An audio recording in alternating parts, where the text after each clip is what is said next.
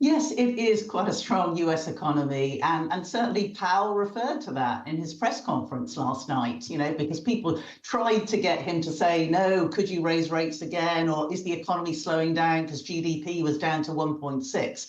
But he kept pointing to the idea that growth was still pretty firm, particularly when you looked at final sales.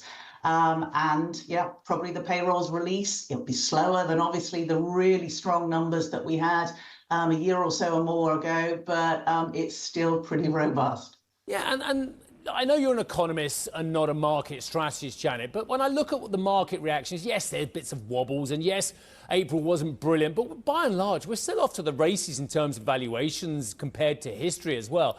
The market's doing that very strange thing of being very calm about higher for longer as well. My question to you is, will it remain calm? Well, I guess certainly for equity investors, and as you rightly point out, I'm not a strategist.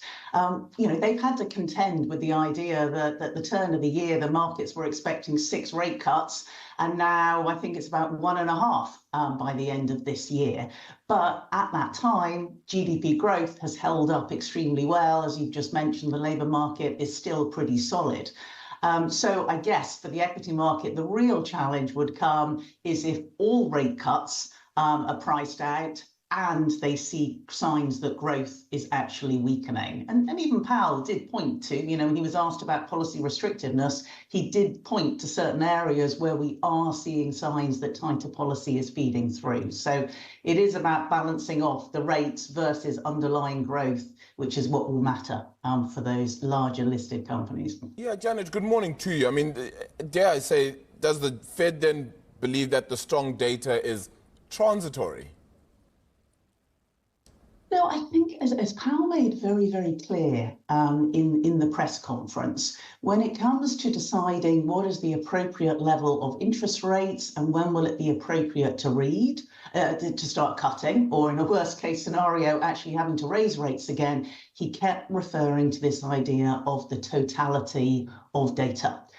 So, his point was, in an ideal world, you would have the economy slowing a little bit, inflation heading more steadily back towards that 2% level. They probably need to see core PCE. He didn't say it, but certainly I think they need to see a core PCE print more like about 2.5% before they actually start to cut interest rates.